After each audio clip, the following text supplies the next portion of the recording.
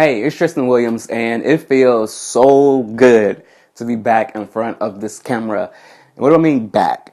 For the last 6 or so months, I have been on a social media sabbatical. I've been away, haven't posted any training, any quotes, any motivation, anything related to my personal brand and or business because I have been away. Outside of a few amazing life events that have happened in the last 6 months, I've been pretty quiet in this space. But it feels really, really good to be back. I feel amazing to be back sharing with you. And I just want to tell you a little bit about my experience and the three most important things that I learned from taking a social media sabbatical. Just the phrase social media sabbatical lets you know how far in our culture and in our technology that we've come and how social media is such an important part of our lives. And if you use it to connect with potential customers or just a community that you are building a brand around, social media, as you know, is extremely important. People are posting 3 to 7 times a day on individual platforms and are doing that, 6 to 7 times a week. So to be able to completely unplug from such a rigorous schedule can create a little bit of a withdrawal. I'll be honest, sometimes I just used to look at my own photos just so my thumb could have the sensation of moving up and down just so I can feel like I was on social media. So it's amazing to be back, and I'm going to tell you a little bit about what I learned from my time away. And the first thing that I learned is that I have the permission to unplug, and so do you. You have the permission to unplug. You are no one's servant. You are no one's slave. If you feel that you need to retreat for whatever reason it is, you have the ability to do so for yourself. And what I learned is that people are supportive if you need to do that. There is an amazing businessman and mogul and icon that has millions of followers. And recently I saw one of his posts and it said, closed for maintenance due to spiritual journey or something along those lines. He was letting people know, I'm on a spiritual journey and I will no longer be on social media for X amount of time. And all of his followers were liking it and posting it. And yeah, you go ahead, because people love to see other people thrive and flourish. And we understand that social media can be a little bit taxing.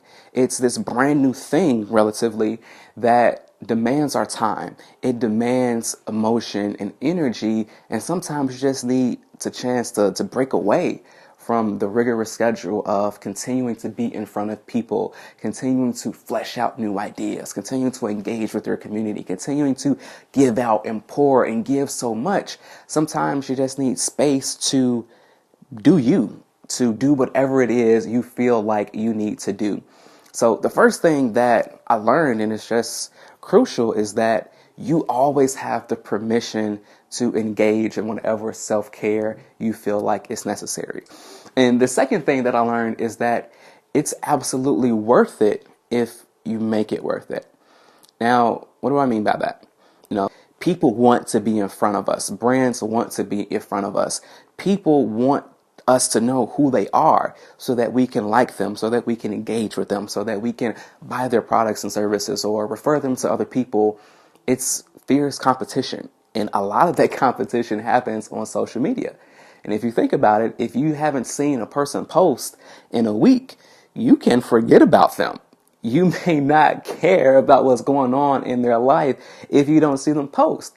When you think about your favorite, recording artist or actor or actress, if you haven't heard from them in a while, you may still like their old stuff, but they may not be top of mind.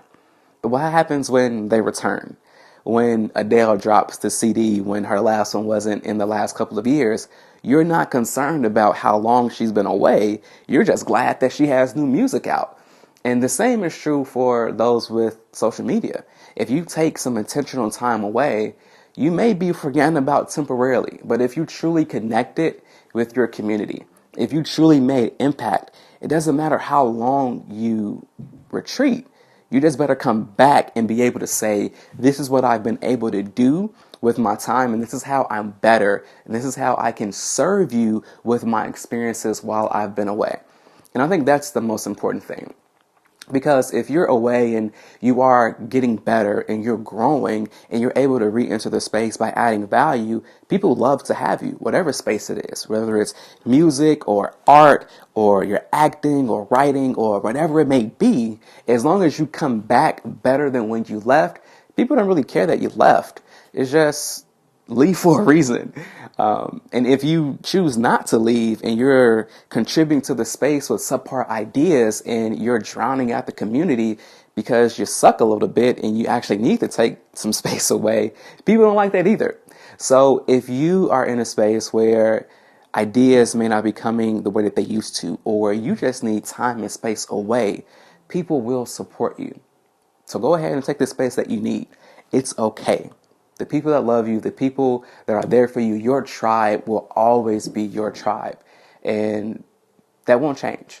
So don't be afraid to be irrelevant. Don't feel like you have to always be in front of people. You may not be growing your customer base in that exact moment, but when you come back, you're going to be able to do what you need to do in the present moment. And the third thing that I learned is that it is okay to evolve in secret. You know, you think about a butterfly that evolves from a caterpillar. That happens within a shell. There is a covered and protected space where that caterpillar is protected from being vulnerable from the entire world. And many times we as people are like that. As we are evolving, our ideas and our ideologies are changing, we may need a little bit of protection from being vulnerable in front of the whole world. Now, let's face it, social media is an extremely vulnerable space. You are 24/7 sharing your ideas, your thoughts, your experiences, the people around you, how you are taking in the world. And if you are figuring out if you want those things to change, if you're cutting your hair, you go through an ugly phase where it has to grow back and it's a little weird looking. And sometimes you don't want people knowing about your ugly phase. And sometimes it's okay to wear a hat, or it's okay to delete the apps, or it's okay to step away and have that ugly phase in the midst of people that you trust most, the people that love you most and that care about you and won't judge you for your ugly phase.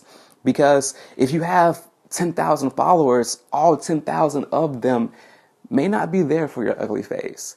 They may not love you and support you like that first 1,000 did, or the people in your immediate circle. So it's okay to take a step back and to reassess who you are, to ask the questions of, do I still believe what I believed 5 years ago? And if I don't, how does that change who I am? It's really hard to do that with cameras around you and continuing to post and people being in your business because you invite them in. So it's okay to evolve without everyone being able to see your evolution. But just know that when you come back, you're going to be more beautiful than ever. People are going to accept you with open arms. And it's going to be okay to be away for a little while. Don't be afraid of becoming irrelevant. Just make sure that day by day, you're doing whatever you need to do to be the best person you can be. And whether it's taking a sabbatical from your job, taking a sabbatical from responsibilities at home, or from being social, whatever it may be. If people truly love you and care about you and want to see you grow and thrive, take that time that you need for yourself. And when you re-enter the space, the people that care for you, they'll accept you with open arms.